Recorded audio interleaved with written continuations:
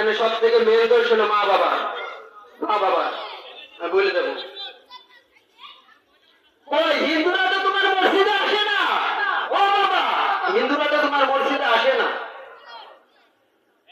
হিন্দুরা তো তোমার সোনা ঘরেতে নামাজে আসে না, হিন্দুরা তোমার এই মাহফিলে আসে না।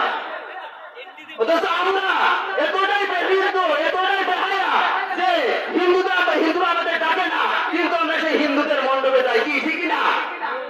মনের ভিতর ইমানটাকে জাগান, জাগান, জাগায় নিজেকে প্রশ্ন করে যে আমরা কোন পথে আছি আর ছেলে মেয়েদেরকে কোন পথে চালাচ্ছি। কার সেরকম হয় ফলও কিন্তু সেই রকমই হয়। কথাটা খারাপ নিয়েন না। আমি একটা কোরআনে কালামুল্লাহ থেকে একটা আয়াত তেলাওয়াত করেছি, ইয়া আইয়ুহাল্লাযীনা আমানু আতিউল্লাহ ওয়া আতিউর রাসূল ওয়া লা তুবতিলু আ'মালুকুম।